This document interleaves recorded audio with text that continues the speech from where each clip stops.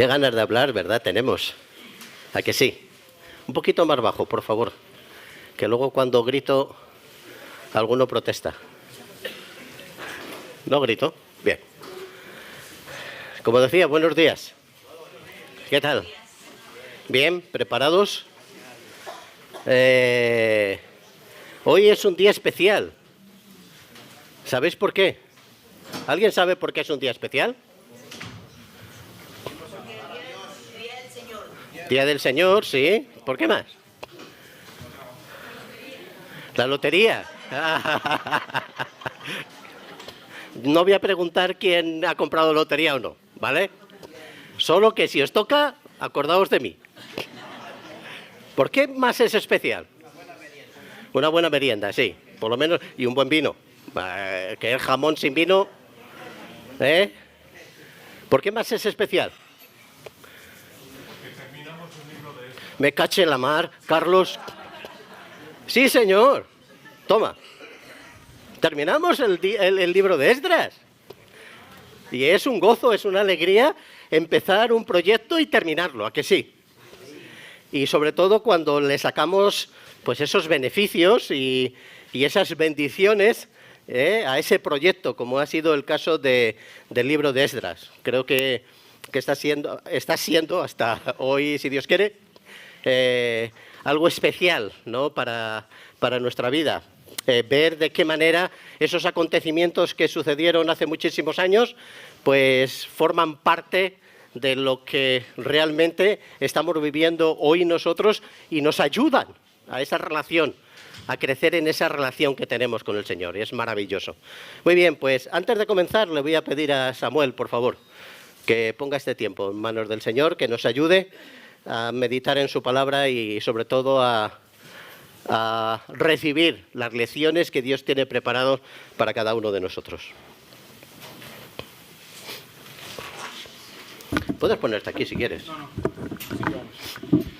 Padre, te doy gracias por esta mañana, por el frío que nos recuerda, Señor, que tenemos muchas bendiciones, Señor, como para calentar nuestra casa, Señor, y estar abrigados. Gracias por tu palabra y por Antonio que la ha preparado. Te pido que tú le guíes y que pueda expresar, Señor, y sobre todo que pueda hablar a nuestros corazones. Te encomendamos el culto en tu nombre. Amén. Amén. Muy bien, pues hay una serie de comedia y misterio que se titula Monk. No sé si lo habéis visto alguno de vosotros. Algunos con la cabeza dicen que sí y otros con los ojos de expresión dicen que no sé qué es, ¿verdad? Es muy interesante, es un detective muy especial, pues que tiene diferentes trastornos obsesivos compulsivos y un sinfín de fobias, ¿vale? Y no lo voy a revelar, pero por diferentes motivos tuvo que dejar la policía, el Departamento de Policía de San Francisco, y pues ahora, en ese momento, está como asesor privado de la policía, ¿no? Por lo espectacular que es como detective. Es interesante, es entretenida. Pero tiene, como decía, muchas fobias. Y una de las fobias que tiene es la fobia a los gérmenes, ¿de acuerdo?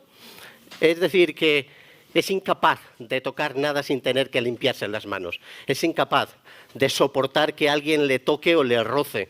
Es incapaz porque se siente contaminado, ¿vale? Entonces tiene que estar constantemente utilizando toallitas y gel de antibacterias y todas estas cosas. Y no te digo nada cómo tiene su casa. Su casa es, ya me gustaría que fuera un par de días a la mía, inmaculada, ¿vale? Libre de gérmenes, como un castillo de limpieza, ¿vale? Más limpio que una patena. ¿Sabéis lo que es, verdad? Una patena. Pues más limpio que una patena. Y es curioso, porque no puede utilizar absolutamente nada que hayan utilizado los demás, ni siquiera puede estar en el servicio que haya utilizado otro. Muchas veces se pasa toda la noche limpiando la casa o limpiando la taza del váter o limpiando simplemente la encimera.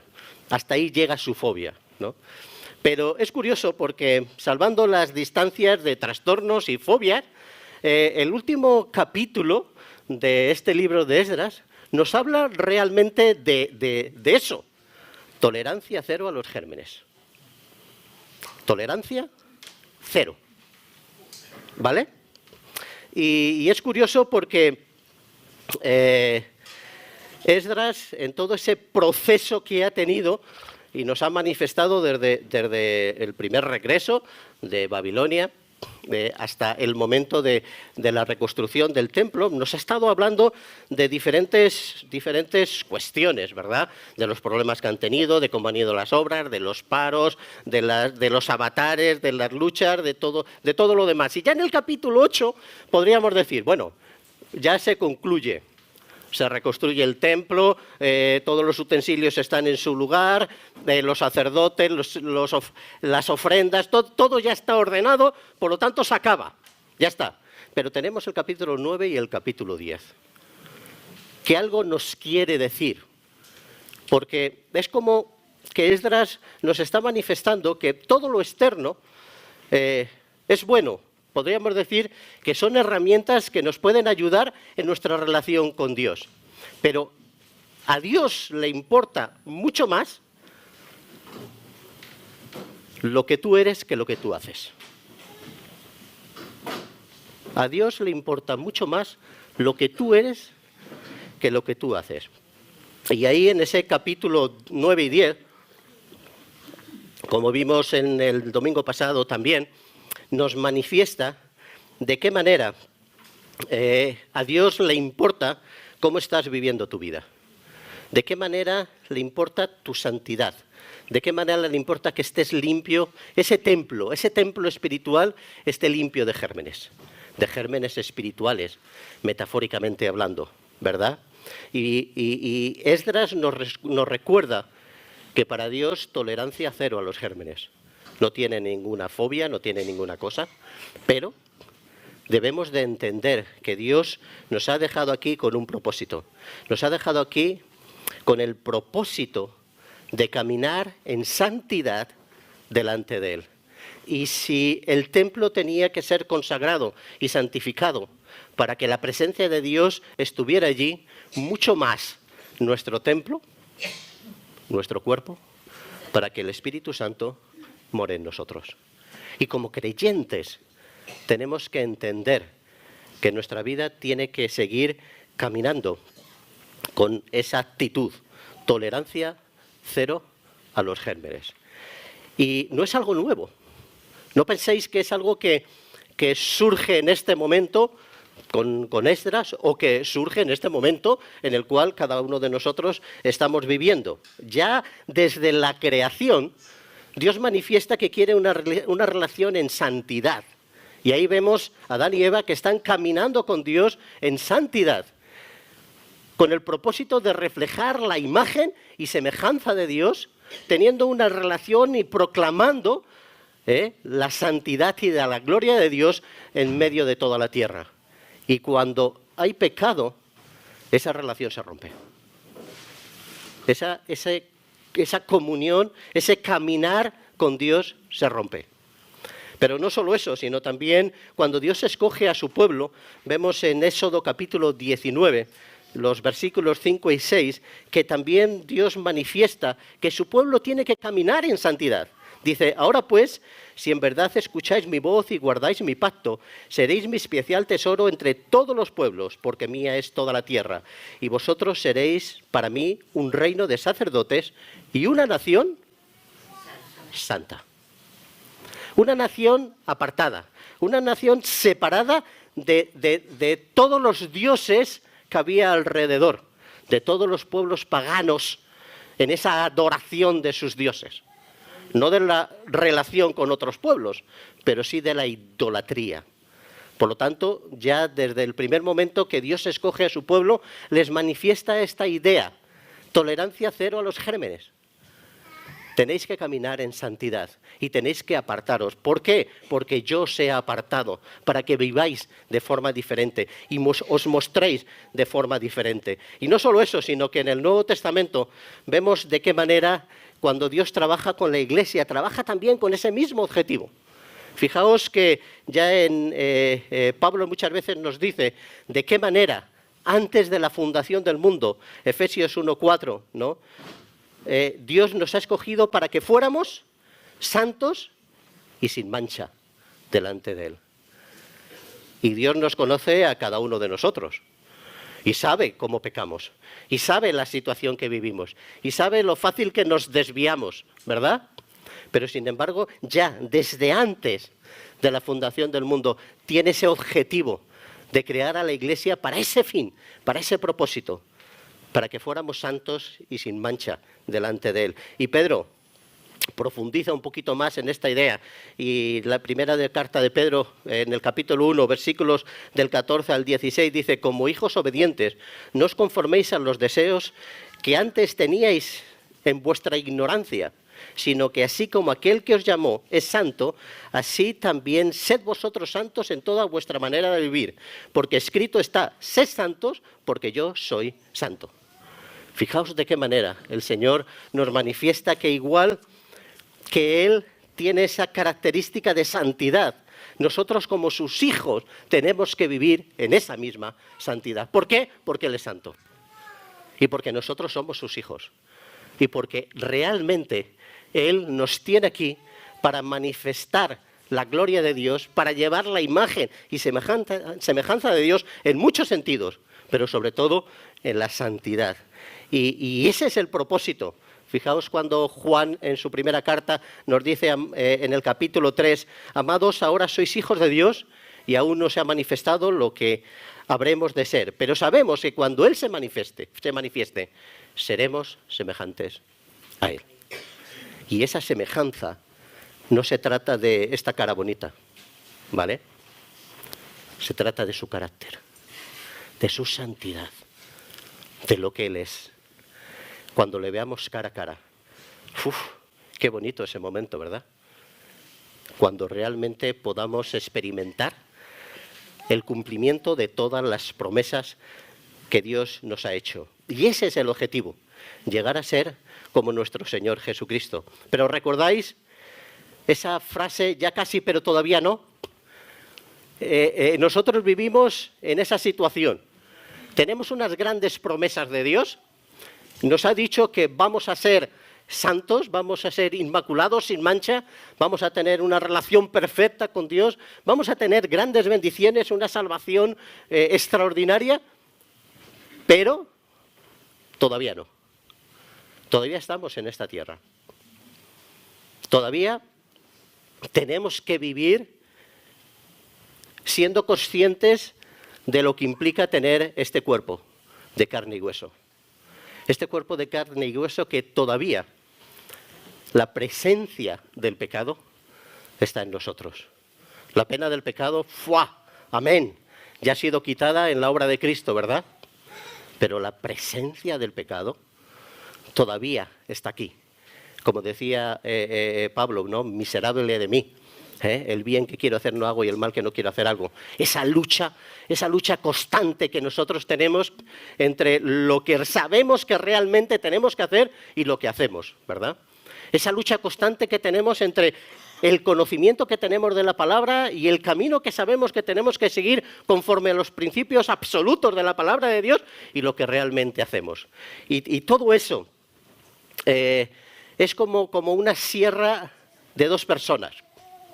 Ahora estamos utilizando mucho la motosierra, ¿verdad? Y nos hemos olvidado lo que es una sierra de dos personas, pero yo la he utilizado y eso ya quiere decir que tengo varios años, algo más de 18. Yo la he utilizado con mi padre y es una sierra que se utiliza, bueno, ahora simplemente queda como competiciones y todas estas cosas, ¿no? Pero antes se utilizaba para cortar grandes troncos y se necesitaban dos personas. ¿De acuerdo? Porque no funcionaba de otra manera. Es imposible utilizarla solo con una persona. Y realmente el movimiento de las dos personas hacía que esa sierra llegara a cortar un tronco grande. Y la relación con Dios, yo muchas veces la imagino como esa sierra de dos personas, donde en un punto está Dios y en otro punto estamos nosotros. Donde tenemos grandes promesas que Dios nos ha dado y vamos en un momento concreto lo vamos a experimentar cuando estemos cara a cara con el Señor, pero donde exige que en nuestra vida nosotros nos sacrifiquemos, trabajemos y busquemos la santidad. No podemos soltar esa parte de la sierra, porque si no frenamos, paramos el propósito y el plan que Dios tiene para cada una de nuestras vidas. Y Dios lo ha querido así. Ese libre albedrío que nos ha dado tiene sus ventajas, pero también tiene sus consecuencias. Y una de las consecuencias es que necesitamos trabajar, permitirme estas expresiones, con Dios. Dios no trabaja sin ti. Dios no trabaja sin mí. Dios podría haberlo hecho, pero ha querido hacerlo con cada uno de nosotros. Y hace sus planes y sus propósitos, como esa sierra de dos personas, en el trabajo que Él hace y en el trabajo que hacemos nosotros. Él no la va a soltar, pero si la soltamos, perdemos esa relación, perdemos ese bienestar con Dios. ¿De acuerdo? Y el pueblo de Israel sabía perfectamente esto. ¿Recordáis? Cuando Esdras nos manifiesta que fueron conscientes de que Dios les llevó al cautiverio por su pecado, por su idolatría, por su falta de compromiso y consagración a Dios. Y un camino que Dios utiliza para que aprendan la lección es llevarles al cautiverio. 70 años. 70 años en Babilonia, para que aprendan la lección. Y ellos sabían todas estas cosas. Y llega un momento que vimos en el capítulo pasado, en el capítulo 9, cómo también se hacen estas preguntas. Si seguimos pecando, si seguimos en la idolatría, si no seguimos teniendo en cuenta a Dios, ¿qué va a pasar con nosotros? Y fijaos lo que dice el versículo 14 del capítulo 9, que vimos el otro domingo con Rubén. ¿No te enojarás con nosotros hasta destruirnos, sin que quedara remanente ni quien escapara? Si seguimos nosotros pecando, ya nos has enseñado la lección de que las consecuencias de nuestro pecado tienen una separación, ¿vale? Y un cautiverio. Pero si nosotros persistimos en esa situación, ¿qué vas a hacer para seguir enseñándonos? ¿Qué vas a hacer para solucionar el problema? ¿Qué vas a hacer con relación a nuestro pecado y nuestra situación contigo? ¿Qué vas a hacer? A veces al Señor se le calientan las narices, ¿no? Y a veces dice, hasta aquí hemos llegado. Porque cuando jugamos con fuego, nos quemamos. Y debemos tener en cuenta de que, aunque nosotros tenemos la seguridad en Cristo, las consecuencias de nuestro pecado siempre las tendremos en nuestra vida. No porque seamos creyentes estamos exentos de las consecuencias. Ellos lo experimentaron y creo que cada uno de nosotros en alguna etapa de nuestra vida lo hemos experimentado, ¿verdad? Pero esto me suscita algunas preguntas, ¿vale? Una, vamos a ver, desde que llegaron el primer remanente a Jerusalén hasta la reconstrucción del templo, ¿cuántos años pasaron? ¿Cuántos años pasaron? Pero vamos a ver, ¿no sabéis que leer es algo maravilloso? Que os da fuerza y os da victoria, que lo tengo ahí puesto 22 años. Pero te lo has ganado. Te lo has ganado. 22 años. ¿Y en esos 22 años no habían pecado? ¿Qué pensáis? ¿Que el pueblo de Dios en 22 años caminaron de forma maravillosa? ¿No? ¿Por qué? ¿Qué hicieron? ¿Estabais allí y lo visteis? ¿Qué hicieron? ¿Pecaron? ¿De qué manera pecaron? A ver, que levanten la mano, que si no, ya sabéis que estoy un poco teniente y no sé de dónde vienen las voces. Alba. Se alejaron de Dios. Se alejaron de Dios. Muy bien. ¿Qué más? Se casaron con mujeres extranjeras. Eso lo dijo Rubén el domingo pasado. Se lo tendríamos que dar a él. ¿Y qué pasó con eso? ¿Qué pasó con eso? Adoraron a otros dioses. ¿Vale? Pero fijaos, ¿recordáis de qué manera Ageo y Zacarías tuvieron que llamar la atención al pueblo, verdad? ¿Recordáis qué le dijeron? ¿Cuál era el mensaje de estos dos profetas?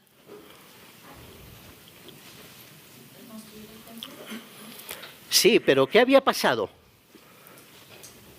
¿Empezaron con fuerza a reconstruir el templo? ¿Se pararon? ¿Por qué? Uy, ¿habéis leído el libro de Esdras? ¿No recordáis de qué manera ellos frenaron por las amenazas y las situaciones que se estaban viviendo? ¿Y de qué manera tuvieron que llegar Ageo y Zacarías y decirles, que esto no es así, que os estáis olvidando del propósito de Dios, estáis dejando de confiar en el Señor. El Señor os ha dicho que tenéis que hacer todas estas cosas y vosotros habéis caído en desobediencia y en apatía y os habéis dejado amedrentar y os habéis dejado llevar por la situación y habéis dejado de confiar en Dios. Y Dios os ha dicho que en medio de todas las circunstancias que estáis viviendo tenéis que seguir adelante para construir el templo. Pero no tenéis miedo para construir vuestras casas y no tenéis miedo para enriqueceros. Habéis dejado a Dios y os habéis dedicado a vosotros. Y ese no era el plan. El pueblo seguía pecando. Y en mucho. Y hay muchos pecados. Entonces, ¿qué pasa? Si habían seguido pecando, ¿por qué no son amonestados anteriormente con esta fuerza y sí en este momento? ¿Por qué? ¿Es que hay pecados mortales y veniales, como dicen algunas religiones? ¿Os parece? Pecado. ¿Pero por qué no fueron amonestados con esta fuerza? ¿Por qué? Porque Dios tenía un propósito con ellos. Sí, pero tenía un propósito con ellos. Pensemos un poquito más. ¿Cuál es la diferencia de los pecados que cometieron y de ese pecado que nos decía Carlos, de unirse con extranjeras? ¿Dónde está la clave ahí? Amigo, recordáis lo que nos dijo Rubén, ¿verdad? Una unión que disuelve. Es así. Pecado es pecado, punto. Y vamos a ver que que quede la cosa clara. No vamos a decir que hay unos pecados más grandes y otros pecados más chicos. Hay unos pecados que nos condenan y otros... No, pecado es pecado. Y tolerancia cero con el pecado, punto. Pero no todos los pecados tienen las mismas consecuencias. Y el pueblo lo sabía, porque lo había vivido. Y nosotros también lo sabemos, porque por desgracia también lo vivimos, ¿verdad? Y ellos debían entender que este pecado concretamente les llevaba a la relajación, a la idolatría, a la mezcla con otros dioses, pero sobre todo a dejar que su corazón fuera llevado por otros dioses. Y ellos sabían la situación. ¿Recordáis al rey Salomón? En Primero de Reyes 11:4, dice, pues sucedió que cuando Salomón era viejo, sus mujeres desviaron su corazón tras otros dioses, y su corazón no estuvo dedicado por entero al Señor, su Dios, como había estado el corazón de David, su padre. Ese era el problema. Ya sé que en vuestra mente estáis diciendo, David pecó mucho. ¿A que sí? Pensamos, si pensamos un poco en la situación, yo creo que no hay pecado que David no cometiese. en los pecados estos. Solo hubo un pecado que no cometió. ¿Verdad? ¿Sabéis cuál, no? Su corazón estaba con el Señor. Su corazón estaba con el Señor. Y esa es la diferencia. Y cuidado, que recordáis cómo Dios, todos los pecados que David cometió, le dijo: David, has pecado, has desobedecido y tendrás tus consecuencias. Y las tuvo, y las tuvo. Y por todo ese proceso que él vivió y la situación que vivió, Dios le dijo: no me vas a construir un templo. Tú eres hombre de guerra. Has derramado mucha sangre. Todo pecado importa. Cuidado, ¿vale? Cuidado. Pero hay pecados que tienen unas consecuencias diferentes a otras. Pecados que nos llevan a la infidelidad, que nos llevan a la idolatría, que nos llevan al alejamiento de Dios, y tenemos que tener cuidado, porque si nosotros nos apartamos de Dios, es el principio del fin de nuestra relación con el Señor. Es el principio del fin.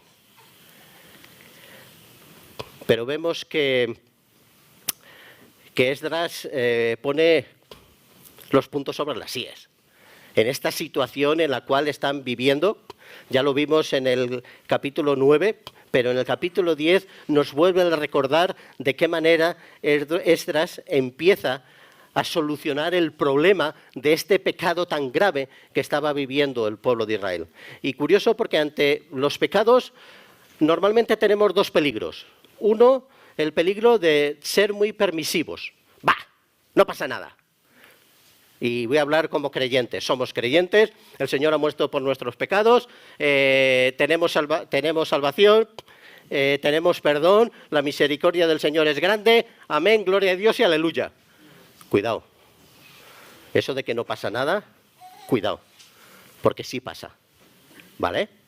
Es verdad que tenemos salvación, es verdad que el Señor ha muerto por nuestros pecados, es verdad que el Señor nos perdona, es verdad todas esas cosas, pero cuidado, porque sí pasa.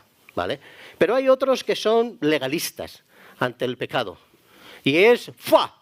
¿Has pecado, Samuel? No hay solución. No hay solución para tu vida. Has roto la comunión con el Señor.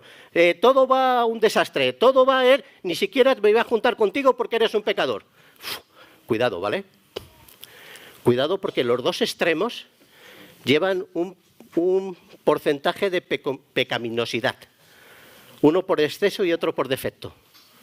Pero los dos extremos son malos, son incorrectos. Sin embargo, Esdras, fijaos lo que hace. En los primeros 3 versículos del capítulo 10 nos dice: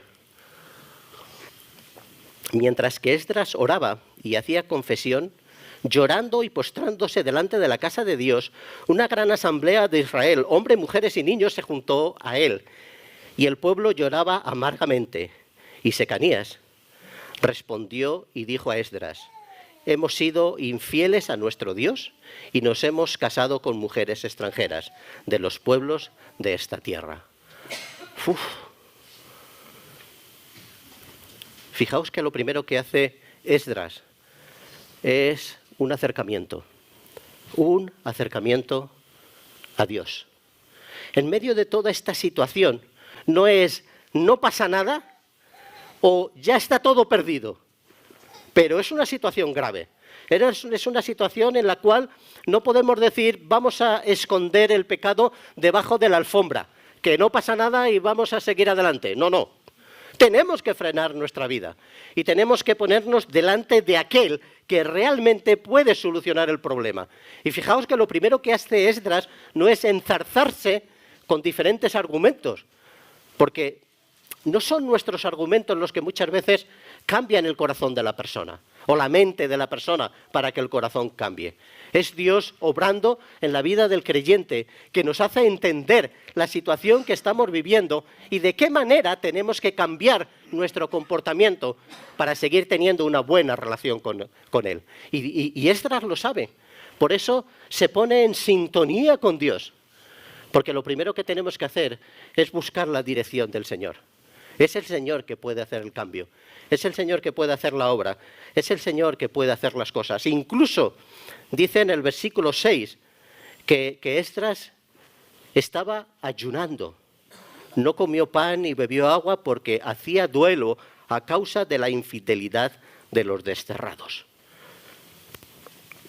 No solo me pongo delante de Dios en oración, sino también hay una actitud de ayuno y oración. Y fijaos que a veces nosotros no entendemos ese concepto del ayuno, ¿verdad? El ayuno lo tenemos como ese negociar con Dios, ¿verdad? Nosotros a través del ayuno negociamos con Dios y le decimos, mira, Señor, nosotros nos estamos humillando, nosotros nos ponemos delante de ti, nosotros dejamos de comer esto o lo otro, o de ver la televisión, o de utilizar Instagram, o de utilizar el móvil. Por lo tanto, me tienes que bendecir, porque yo estoy haciendo un sacrificio por ti. Y como estoy haciendo un sacrificio por ti, tú tienes que bendecirme. El ayuno es humillación, no es negociación. Y Esdras lo que hace es ponerse delante de Dios, humillado, reconociendo el lugar que tiene Dios y la situación que tiene Él. Y la incapacidad que tiene de solucionar el problema que está surgiendo en todo el pueblo. Porque aunque eran más o menos 110 personas los que se habían casado con extranjeras, como nos dicen en los últimos versículos, afectaba a todo el pueblo. Y entonces Esdras le tiene que decir al Señor, ¿qué hacemos? ¿Hacia dónde nos dirigimos? ¿Cómo caminamos? Porque la solución no está en los argumentos o las situaciones que podamos hacer nosotros. La solución empieza por acercarnos nuevamente a Dios. Pero también hay ánimo. ¿Vale? Esdras motiva al pueblo. Como líder actúa de una forma correcta y ese ejemplo que tiene es una forma de mover el corazón de los demás. Fijaos en el versículo 3, Senaquías nos habla de que él temblaba ante el mandato de Dios. Y cuando hay personas que realmente son fieles a la palabra de Dios y hay una situación así, hay una identificación total con aquellas personas que quieren arreglar el problema. Y fijaos de qué manera Senaquías les manifiesta, oyes, hemos hecho las cosas mal. Sabíamos los mandamientos, sabíamos lo que teníamos que hacer, pero hemos metido la pata. Por lo tanto, somos pecadores. ¿Por qué? Porque hemos hecho las cosas mal. Y fijaos que, como nos dice en el versículo 26, varios familiares de Senaquías, incluso su padre, se habían casado con extranjeras. Por lo tanto, les había afectado. De forma directa estaba afectado. Pero eso no le implica para que reconozca que la situación está mal. Pero no solo reconoce que la situación está mal, sino que el camino que Esdras se está manifestando para solucionar los problemas, dice, oye, Esdras, es correcto. En el versículo 4 dice, levántate porque este asunto es tu responsabilidad. Y como es tu responsabilidad, tira para adelante. ¿Vale? Ya has hecho lo que tenías que hacer, ahora acción y solución. ¿Vale? Pero estaremos contigo. Estaremos contigo. Anímate y hazlo. Uf, qué maravilloso, ¿verdad? Cuando hay personas a tu alrededor que aman la palabra de Dios, que reconocen la situación como tú, que estamos viviendo y te dicen, tira adelante. Es gordo lo que iba a pasar, ¿vale? Y las soluciones son drásticas, como vimos el domingo pasado, ¿de acuerdo?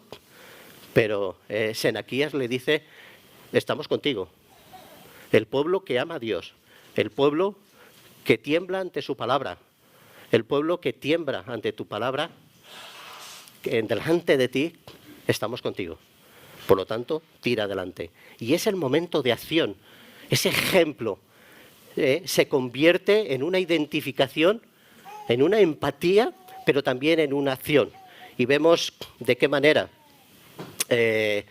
los versículos 7 y 8 de este capítulo, que hicieron una proclama en Judá y Jerusalén, y a todos los desterrados para que se reunieran en Jerusalén.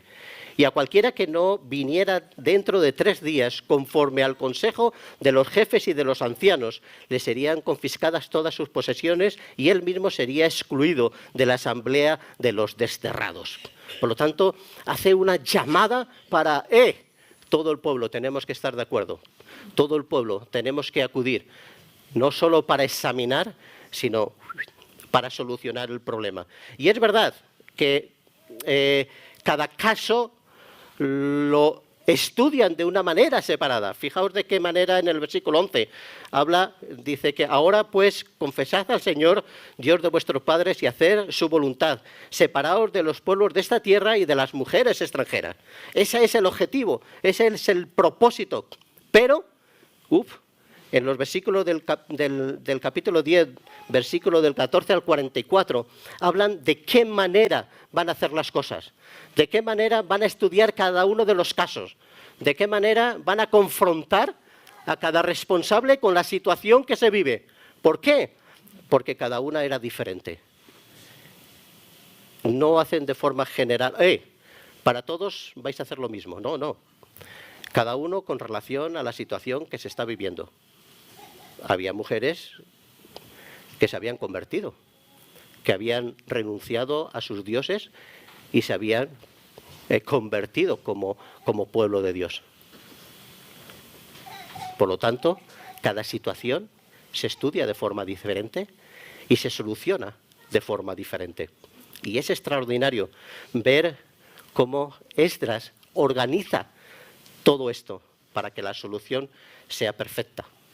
Pero es curioso porque también vemos cómo Esdras respeta el albedrío, el libre albedrío. Y hay personas, como nos dice el versículo 15, Jonatán y algunos de sus amigos, que dicen, yo no quiero hacer estas cosas. Nosotros sufriremos las consecuencias, pero no lo hacemos. Y Esdras se lo permite. Y qué bonito es eso, ¿verdad? Porque nos manifiesta que realmente nosotros caminamos en libertad. Podemos aconsejar, podemos dar soluciones, podemos manifestar lo que se tiene que hacer conforme a la palabra de Dios. Pero si Dios nos da libertad aún para pecar, nosotros no podemos obligar a nadie que haga lo que entendemos que debe de hacer, conforme a la palabra de Dios. ¿Sufrirán las consecuencias? Sí. ¿Tendrán sus situaciones? Sí. ¿Tendrán separación? Sí. ¿Tendrán disciplina? Sí. Pero tienen libertad.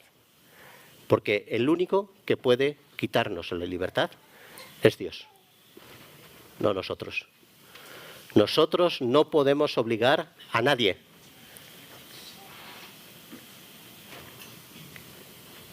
Absolutamente a nadie que no peque. Aunque nosotros veamos que se está destruyendo. A nadie. Porque el único que puede hacerlo es Dios.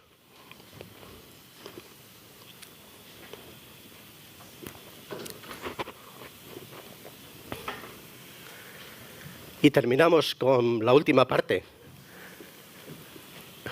Hay esperanza. Qué maravilloso, ¿verdad? Estas palabras son extraordinarias. Hay esperanza. Declara Seraquías en el versículo 2. Pero todavía hay esperanza para Israel a pesar de esto. Hay esperanza.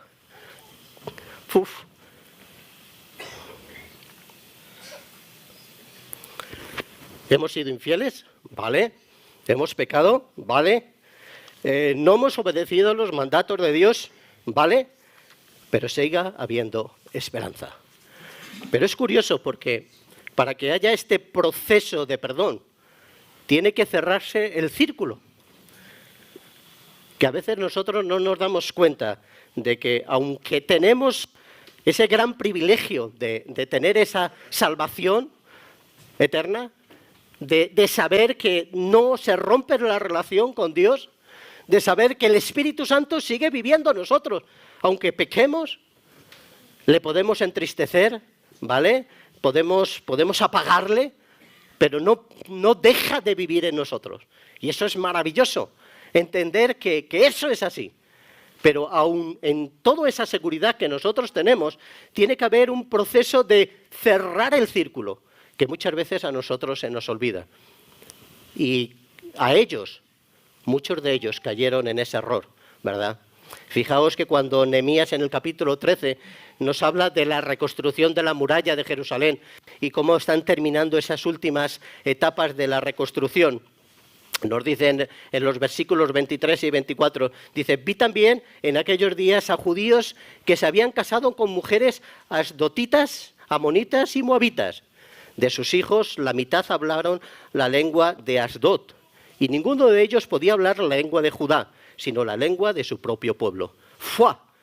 Parece ser que, aun dando una buena solución, aun teniendo una identificación de Sedequías y de diferentes personas del pueblo, parece ser que no se había solucionado el problema.